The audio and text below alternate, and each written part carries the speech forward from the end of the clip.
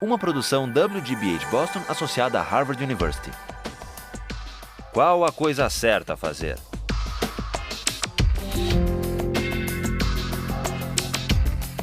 Justice, com Michael Sandel. We ended last time with that remarkable poll. Do you remember? The poll about birth order. What percentage of people in this room raised their hands? Was it to say that they were the firstborn? 75, 80%? And what was the significance of that if you're thinking about these theories of distributive justice? Remember, we were discussing three different theories of distributive justice, three different ways of answering the question, how should income and wealth and opportunities and the good things in life be distributed?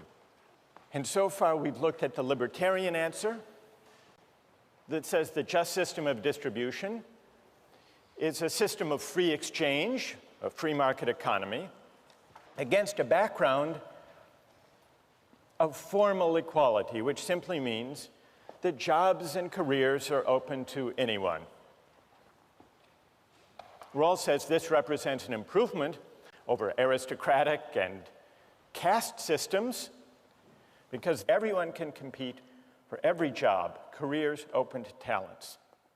And beyond that, the just distribution is the one that results from free exchange, voluntary transactions. No more, no less. Then Rawls argues, if all you have is formal equality, jobs open to everyone, the result is not going to be fair. It will be biased in favor of those who happen to be born to affluent families, who happen to have the benefit of good educational opportunities. And that accident of birth is not a just basis for distributing life chances. And so many people who notice this unfairness, Rawls argues, are led to embrace a system of fair equality of opportunity. That leads to the meritocratic system. Fair equality of opportunity. But Rawls says, even if you bring everyone to the same starting point in the race, what's going to happen? Who's going to win? The fastest runners. So once you're troubled by basing distributive shares on morally arbitrary contingencies, you should, if you reason it through, be carried all the way to what Rawls calls the democratic conception, a more egalitarian conception of distributive justice that he defines by the difference principle. Now, he doesn't say that the only way to remedy or to compensate for differences in natural talents and abilities is to have a kind of leveling equality, a guaranteed equality of outcome. But he does say there's another way to deal with these contingencies. People may gain, may benefit from their good fortune, but only on terms that work to the advantage of the least well-off. And so we can test how this theory actually works by thinking about some pay differentials that arise in our society. What does the average school teacher make in the United States, do you suppose? Roughly. It's a little more, 42,000. What about David Letterman? How much do you think David Letterman makes? More than a school teacher? $31 million. David Letterman. Is that fair? That David Letterman makes that much more than a school teacher? Well, Rawls's answer would be, it depends whether the basic structure of society is designed in such a way that Letterman's $31 million is subject to taxation so that some of those earnings are taken to work for the advantage of the least well-off. One other example of a pay differential. A justice of the United States Supreme Court. What do they make? It's just under $200,000. Here's Sandra Day O'Connor, for example. There she is. But there's another judge who makes a lot more than Sandra Day O'Connor. Do you know who it is? Judge Judy. How did you know that? You watch? You know, but you've heard. You're right. Judge Judy, you know how much she makes? There she is. $25 million. Now, is that just? Is it fair? Well, the answer is it depends whether this is against a background system in line with the difference principle, where those who come out on top in terms of income and wealth are taxed in a way that benefits the least well-off members of society. Now, we're going to come back to these wage differentials, pay differentials, between a real judge and a TV judge, the one Marcus watches all the time. What I want to do now is return to these theories and to examine the objections to Rawls's more egalitarian theory, the difference principle. There are at least 3 objections to Rawls's difference principle. One of them came up last time in the discussion, and a number of you raised this worry. What about incentives? Isn't there the risk if taxes reach 70, 80, 90% marginal rate that Michael Jordan won't play basketball, that David Letterman won't do late-night comedy, or that CEOs will go into some other line of work? Now, who among those who are defenders of Rawls, who has an answer to this objection about the need for incentives? Yes, go ahead, stand up. Rawls's idea is that there should only be so much difference that it helps the least well-off the most. So if there's too much equality, then the least well-off might not be able to watch late-night TV or might not have a job because their CEO doesn't want to work. So you need to find the correct balance where taxation still leaves enough incentive for the least well-off to benefit from the talents. Good. And what's your name? Tim. Tim. All right. So Tim is saying, in effect, that Rawls takes account of incentives and could allow for pay differentials and for some adjustment in the tax rate to take account of incentives. But, Tim points out, the standpoint from which the question of incentives needs to be considered is not the effect on the total size of the economic pie, but instead from the standpoint of the effect of incentives or disincentives on the well-being of those at the bottom. Right? Good, thank you. I think that is what Rawls would say. In fact, if you look in section 17, where he describes the difference principle, he allows for incentives. The naturally advantaged are not to gain merely because they are more gifted, but only to cover the costs of training and education and for using their endowments in ways that help the less fortunate as well. So you can have incentives. You can adjust the tax rate if taking too much from David Letterman or from Michael Jordan or from Bill Gates winds up actually hurting those at the bottom. That's the test.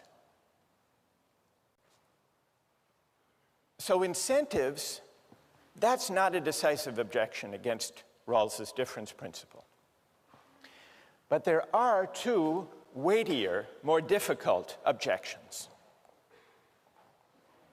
One of them comes from defenders of a meritocratic conception. The argument that says, what about effort? What about people working hard, having a right to what they earn because they've deserved it, they've worked hard for it?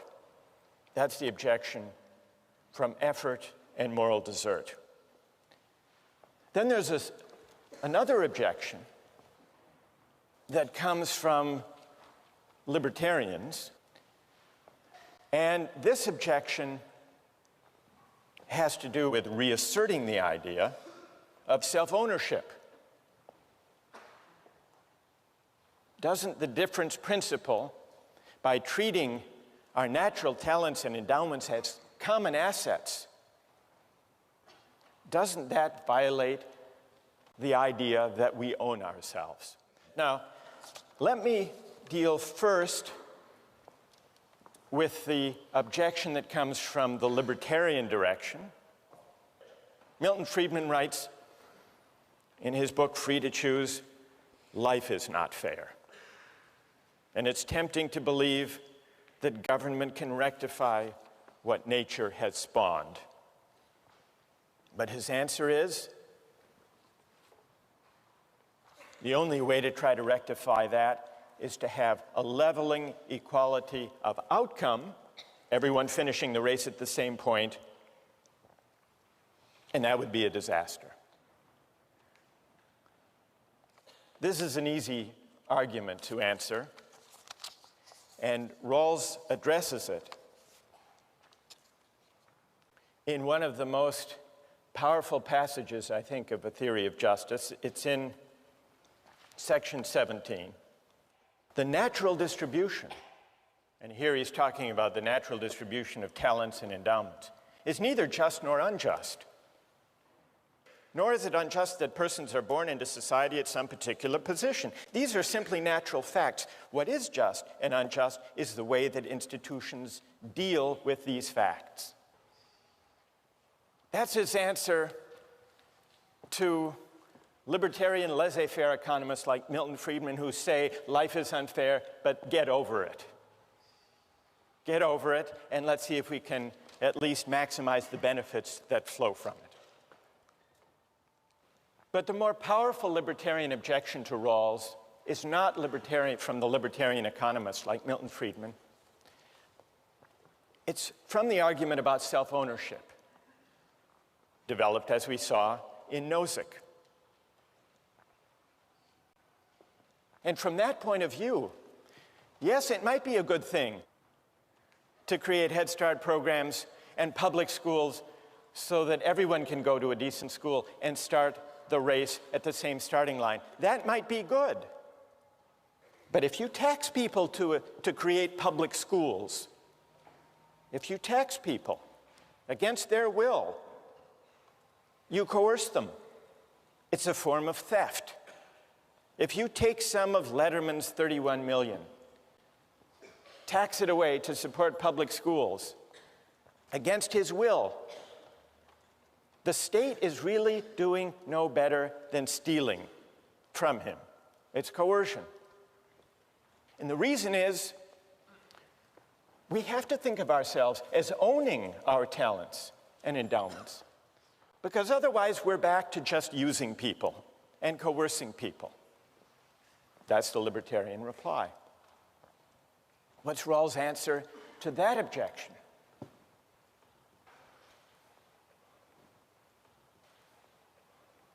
He doesn't address the idea of self-ownership directly. But the effect, the moral weight of his argument for the difference principle is maybe we don't own ourselves in that thoroughgoing sense after all. Now, he says this doesn't mean that the state is an owner in me in the sense that it can simply commandeer my life. Because remember, the first principle we would agree to behind the veil of ignorance is the principle of equal basic liberties: freedom of speech, religious liberty, freedom of conscience, and the like. So the only respect in which the idea of self-ownership must give way comes when we're thinking about whether I own myself in the sense that I have a privileged claim on the benefits that come from the exercise of my talents in a market economy. And Rawls says, on reflection, we don't. We can defend rights. We can respect the individual. We can uphold human dignity without embracing the idea of self-possession.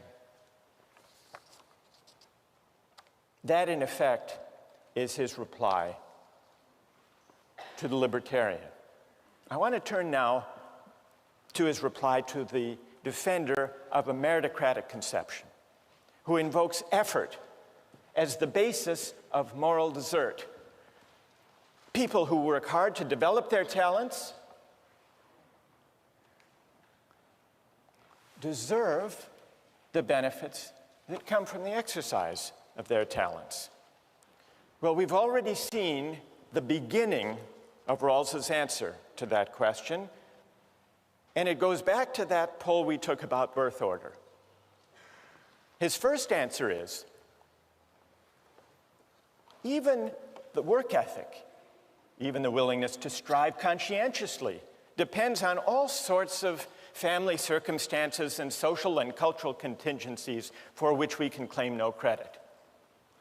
You can't claim credit for the fact that most of us, happen to be first in birth order, and that for some complex psychological and social reasons, that seems to be associated with striving, with achieving, with effort.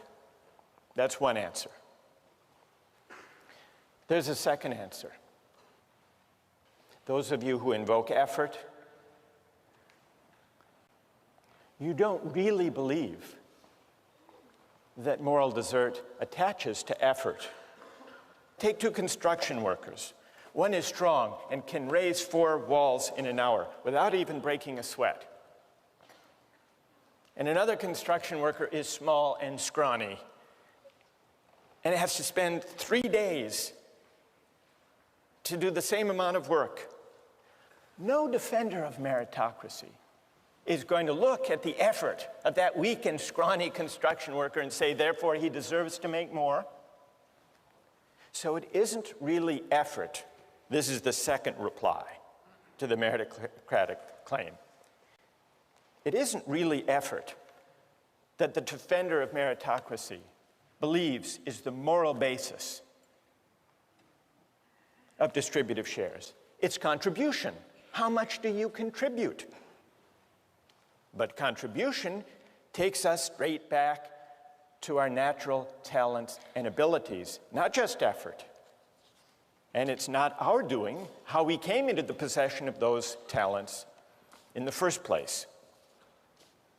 All right, suppose you accepted these arguments, that effort isn't everything, that contribution matters from the standpoint of the meritocratic conception, that effort even isn't our own doing.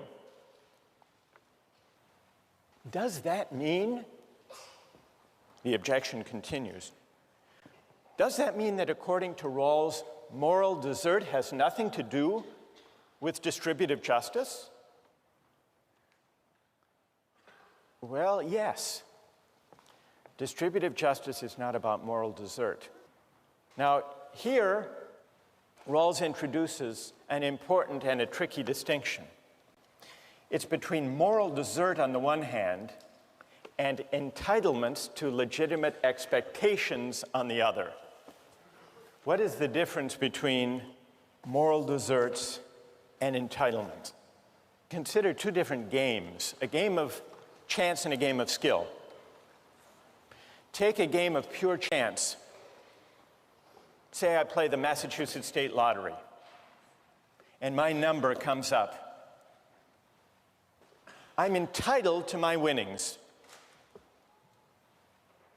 But even though I'm entitled to my winnings, there's no sense in which, because it's just a game of luck, no sense in which I morally deserve to win in the first place.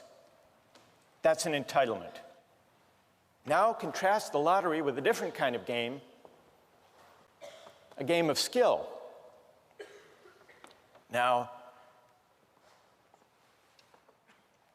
imagine the Boston Red Sox winning the World Series. When they win, they're entitled to the trophy, but it can be always asked of a game of skill, did they deserve to win?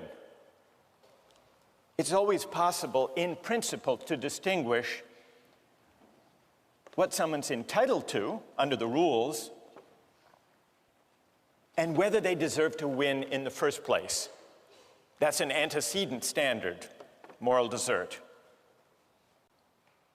Now, Rawls says distributive justice is not a matter of moral desert, though it is a matter of entitlements to legitimate expectations. Here's where he explains it. A just scheme answers to what men are entitled to. It satisfies their legitimate expectations, is founded upon social institutions. But what they are entitled to is not proportional to, nor dependent on, their intrinsic worth. The principles of justice that regulate the basic structure do not mention moral desert, and there is no tendency for distributive shares to correspond to it. Why does Rawls make this distinction? What morally is at stake? One thing morally at stake is the whole question of effort that we've already discussed. But there's a second contingency, a second source of moral arbitrariness that goes beyond the question of whether it's to my credit that I have the talents that enable me to get ahead.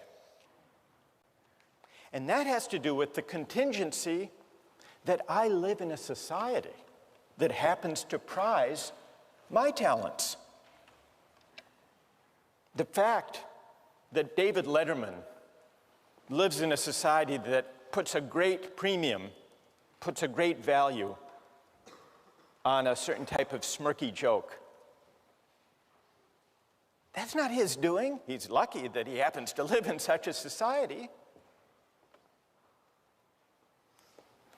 But this is a second contingency. This isn't something that we can claim credit for.